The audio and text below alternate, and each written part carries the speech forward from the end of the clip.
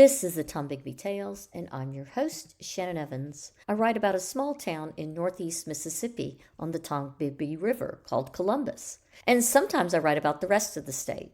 This episode is titled The Comic Book Ghost of White Arches.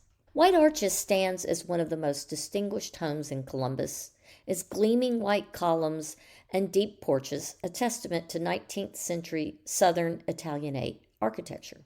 The towering three-story structure is crowned by an octagonal cupola, a room that offers panoramic views of the neighborhood and the river, and became young Sarah Miller's sanctuary during her frequent visits in the summer of 1974.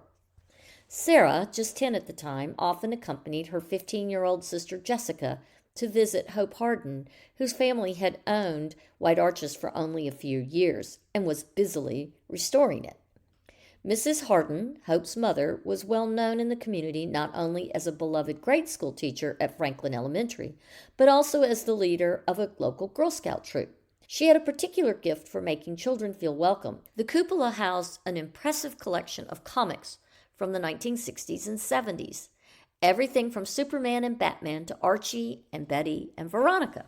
For Sarah, whose strict mother considered comics mindless entertainment, this was a treasure trove.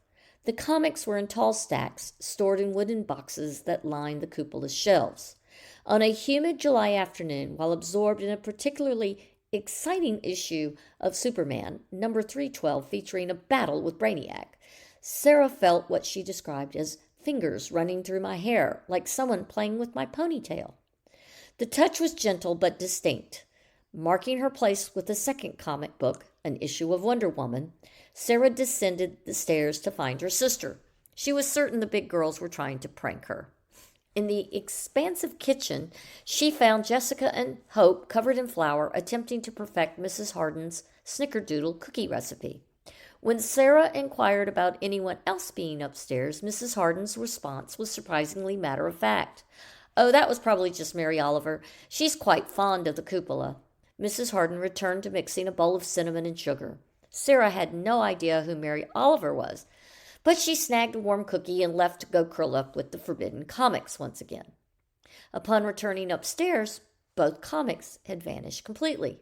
Sarah searched every box, checked under furniture, and even looked out the windows, wondering if a breeze had carried them away. She saw nothing in the garden below.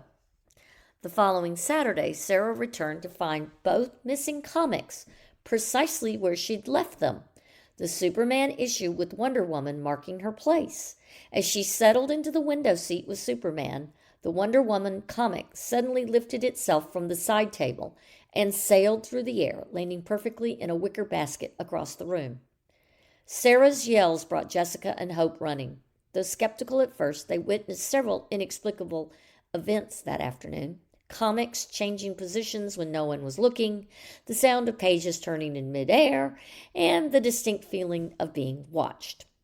Years later, a local historian shared the full story. Mary Oliver had been the original owner's daughter, a happy-go-lucky, playful young woman named for her own mother, passed away in 1862 at age 21.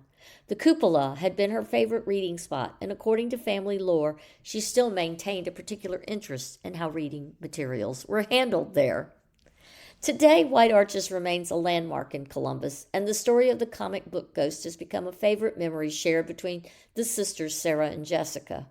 Sarah credits her supernatural experience with sparking a lifelong love of both comics and ghost stories. The cupola remains a bright space, perfect for reading, though visitors are warned that Mary Oliver can be quite particular about how books are handled. This story from the Tombigbee Tales is based on a true story. Some names have been changed to protect the innocent. Until next time.